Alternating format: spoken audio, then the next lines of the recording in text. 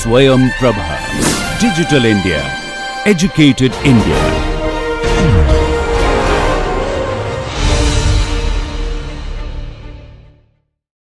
Namaskar. You have stepped into a course that is going to change the way that you look at data. Not just how you analyze it, but also how you communicate it. My name is Nivid Desai. I serve as the Program Executive at Writing Studio IIT Gandhinagar. Welcome to Writing for Data Science. This course is at the intersection of analysis and communication. As all of us know, data analysis is not just about coding and models. It is about solving real-world problems. And that is exactly why every single thought that goes into solving those problems needs to be communicated. And not just to one audience, across multiple stakeholders. That is where this course comes in. This course prepares you with the foundations of writing, especially curated for data science. We will discuss audience analysis, critical thinking, logical reasoning, as well as storytelling that is native to data science. So join me on a journey at the intersection of numbers and narratives.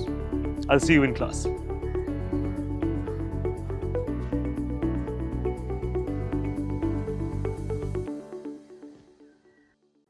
Namaste, hello and welcome to Writing for Data Science. My name is Nivid Desai and we are on a journey to explore the interesting intersections of numbers and narratives. Since the past couple of lectures, we have been looking at a very interesting new concept called mental models. In the first lecture, while exploring mental models, we saw what a mental model is, why is it important for us to think about our audience's mental models, and what kinds of mental models there are most commonly. In the last lecture, we looked at strategies to identify our audience's mental model.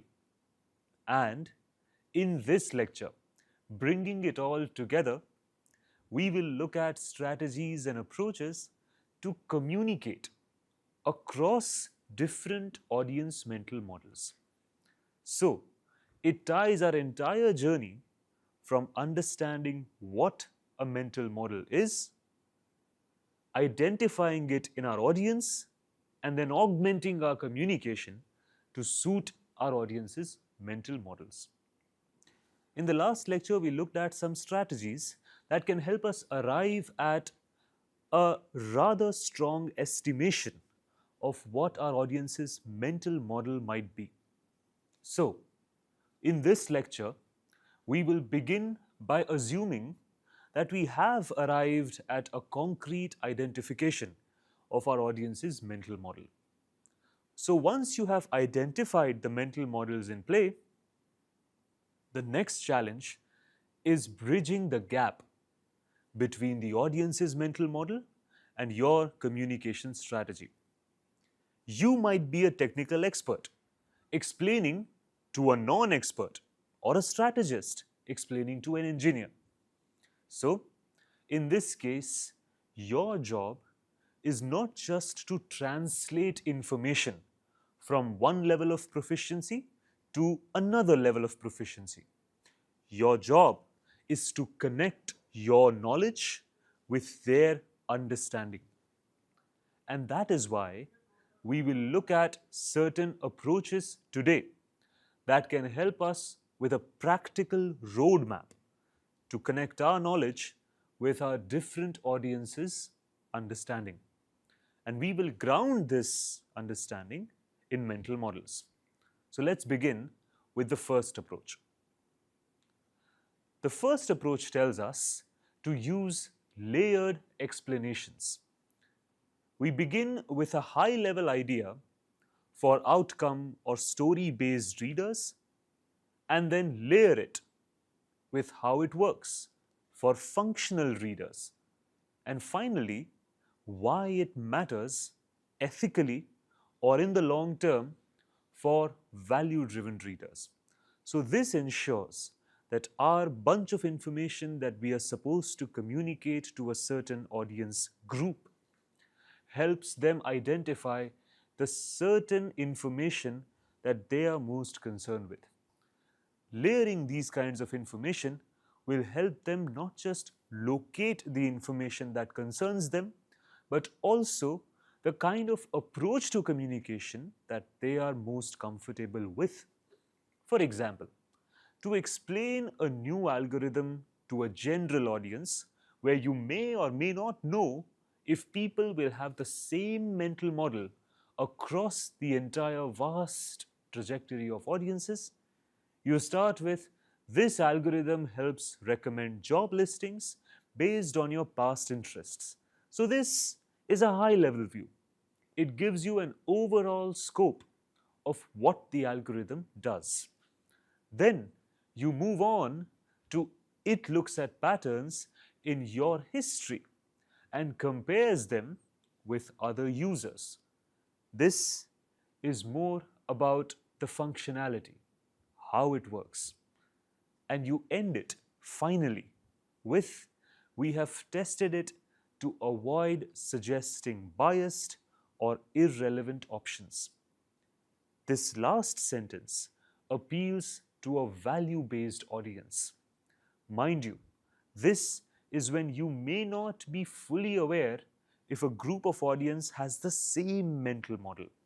Therefore, you have layered this knowledge, you have layered this explanation with different approaches one after the other, depending on which information will cater to which mental model the best.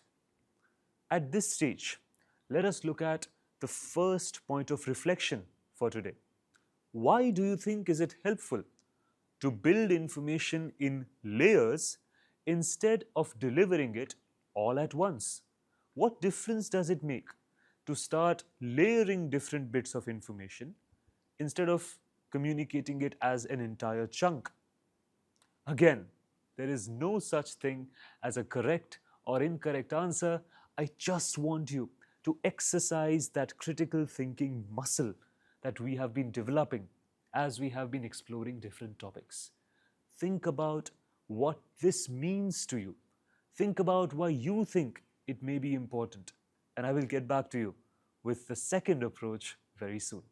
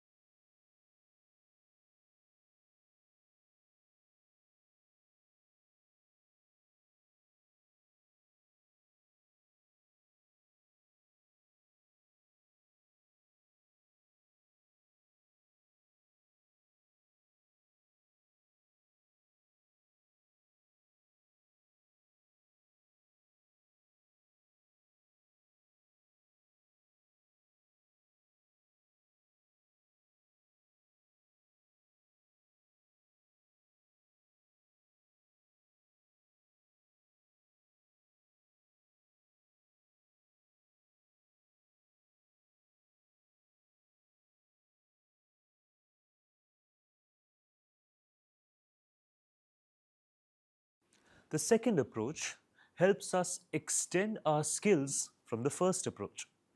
The first approach told us to layer our information with different types of mental models, while the second approach goes a little further. It tells us to translate between different models. We have seen that analogies help story based and non technical audiences understand complex systems.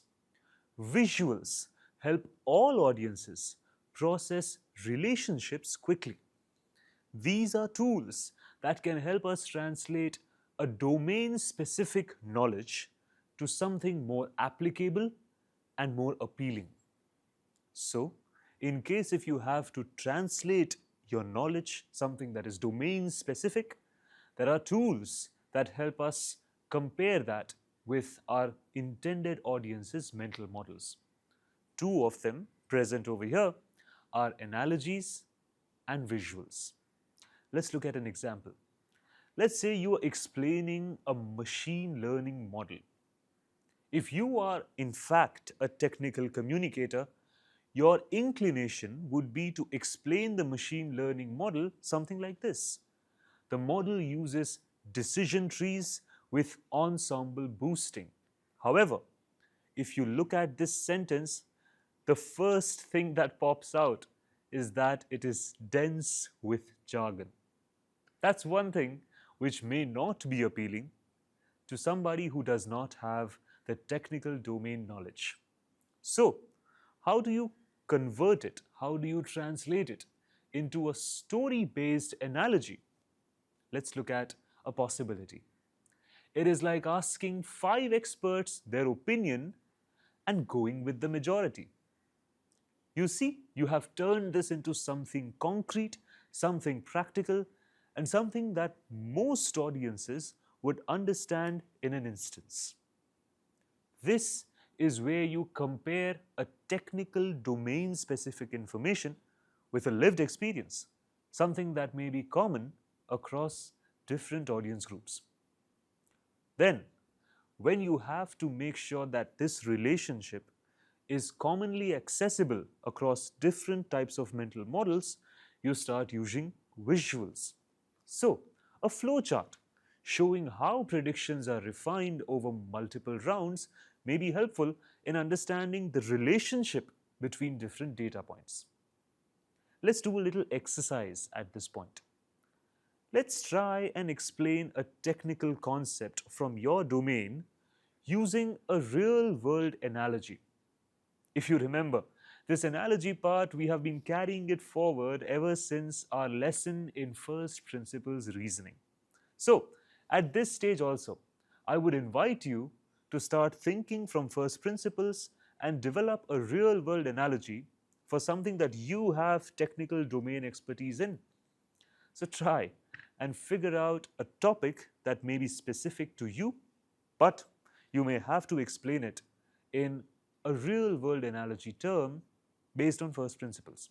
It'll be fun.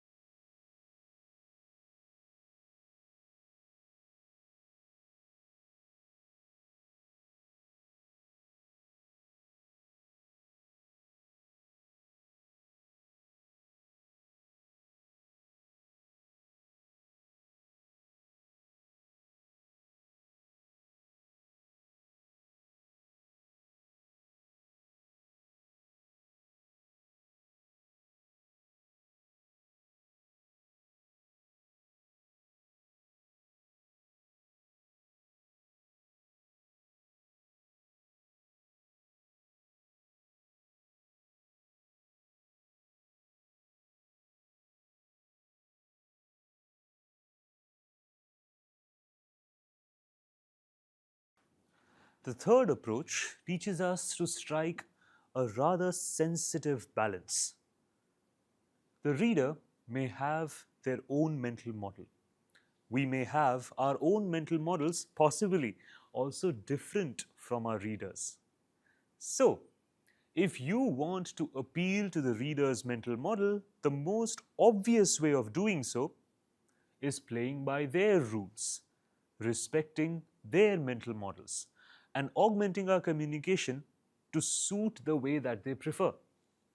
However, is our job as a communicator only to cater to our audience's interests? Not entirely.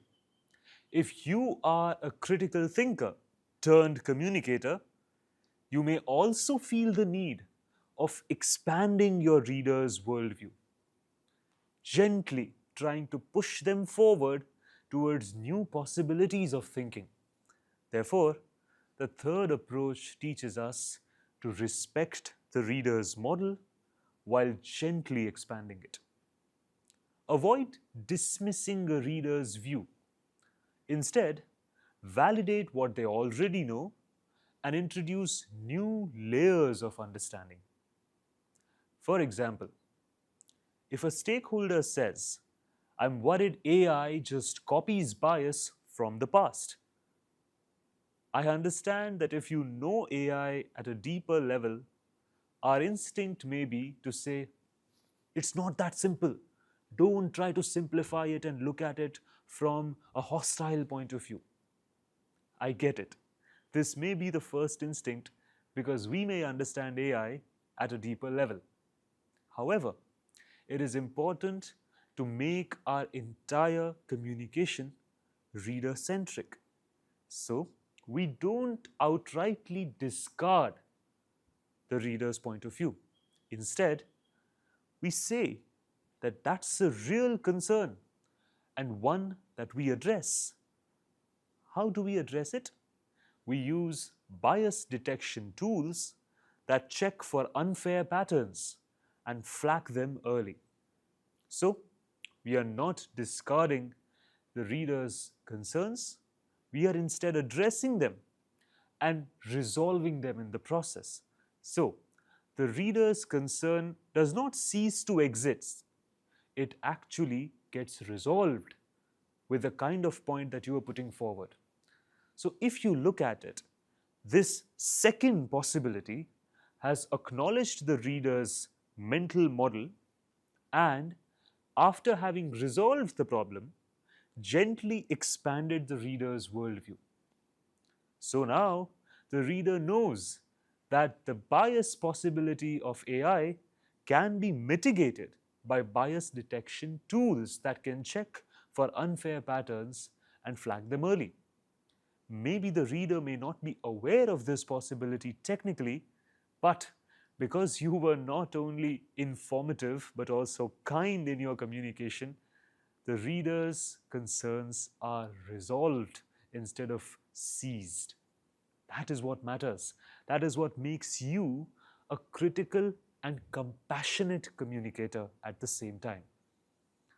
And I would like you now to think about this quick reflection question. Why do you think is it important to validate what your reader already believes, even if you are introducing a more complex explanation? If you think about it, there may have been many instances in both your and my life where somebody would have told us that it's not as easy as you think. It's not as simple as you think. What do you know about the complex matters, right? These are all rather dismissive statements. They make us feel small. They make us feel inferior. So, even if we are catered with new information, it doesn't stick instantly because the emotional weight of having been insulted, having been disgraced, having been taken lightly still lingers while new information is trying to barge in. So, think about it from an empathetic point of view. Develop a point of view of your own. Why is it important that we validate what the reader believes, even if we are about to introduce something more complex?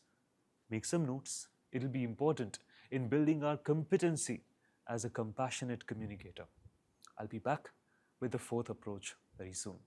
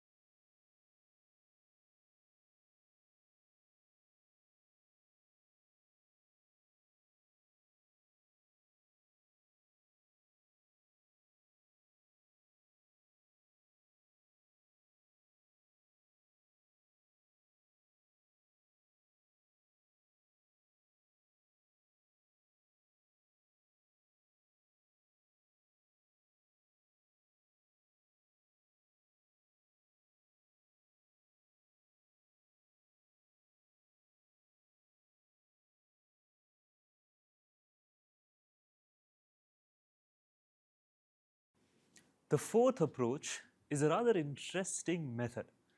You offer different entry points for different readers. If you think about it, we looked at translating our information across different models previously. This is an extension of the same. Offering different entry points for different readers ensures that we have everybody on board when they are trying to access our information. In reports or presentations, create sections or formats that speak to multiple mental models. Stay with me. It is about to remind you of the structures that we have previously studied. For executives, a summary may be more important. This will be for the outcome-driven mental model. Then, a method section for analysts, which is the functions-driven mental model. Then a case study for the general audience, which is the story-based mental model. And an impact note for public or ethical review. This is the values-based mental model. We have studied all of this and more in detail while we were looking at structuring reports for technical and non-technical audiences.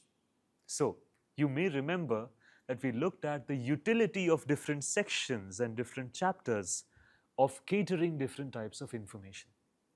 If you think about it, you can also look at the same structure from this point of view.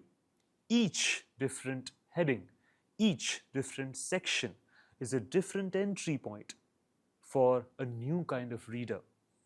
So, if they fall into different categories of mental models, they can approach the kind of information that best suits their worldview.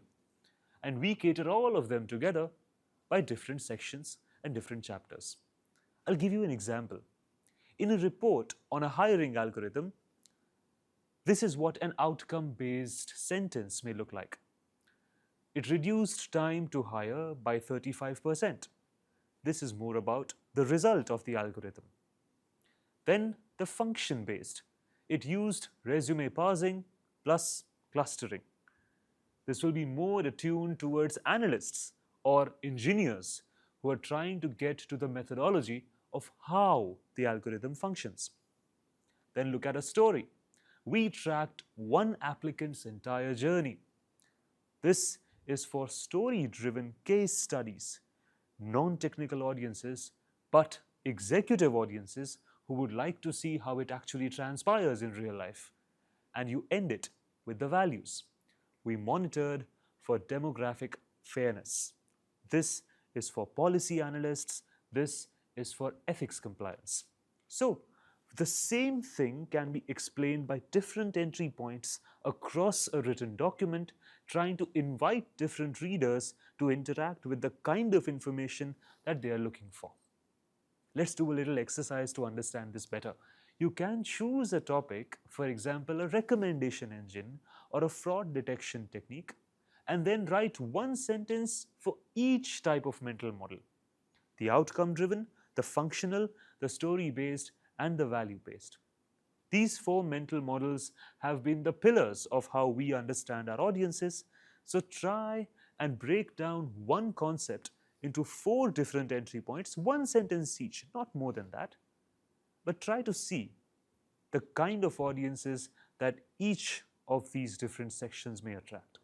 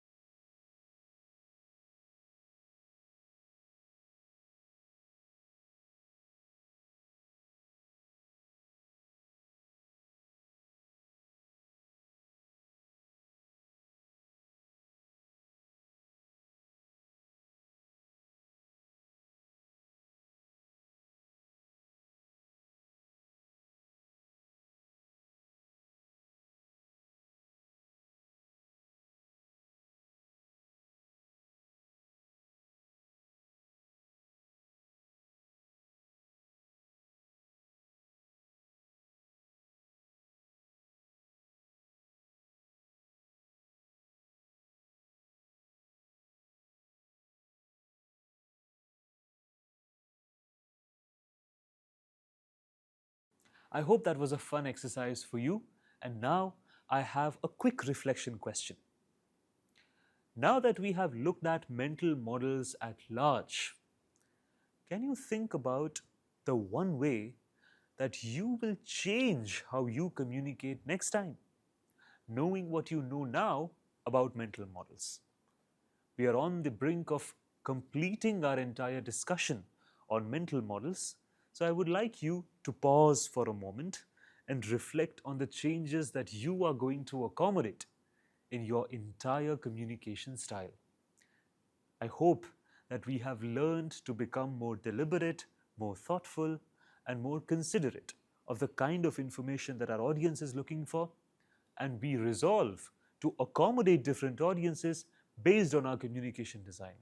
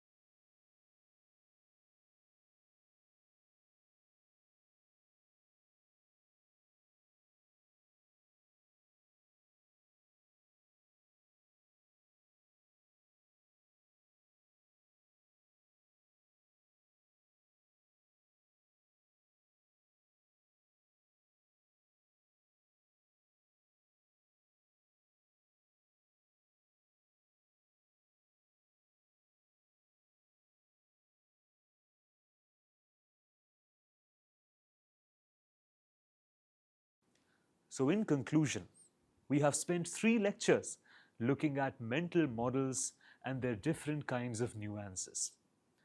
Mental flexibility and reflexivity builds communication power. What do I mean by these 2 words? Flexibility and reflexivity, both of them show that you can adjust your communication based on the kind of audience variables that may be in front of you. To be a great data communicator, it is not just enough to know your material. You must understand how others understand and then work backwards to accommodate their understanding within your knowledge. By learning to identify mental models and communicate across them, you gain the flexibility to reach any audience with empathy, clarity, and impact. This is what truly makes you a dynamic communicator. And we have learned across this entire module to look at our audience as an active stakeholder in all the communication that we do. Remember, we discussed reader-centric writing.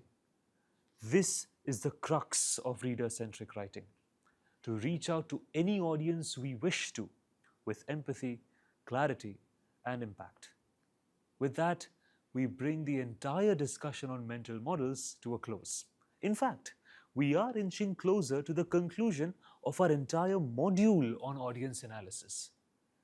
The next 2 lectures are going to be a 2-part discussion on synthesizing everything that we have learned, a quick recall of the key concepts that went by us in the last few lectures, and learning how to connect our broader understanding to day-to-day implications so that our knowledge just doesn't remain theoretical. It also translates into practical skills. So, the next 2 lectures are going to be a 2-parter synthesis of our entire long conversation on audience analysis. I hope that this entire module has opened you up to new possibilities and perspectives. In the next 2 lessons, we will look at how the whole thing makes sense from a bird's eye point of view. I hope that you stick around for that. Thank you so much for joining me today.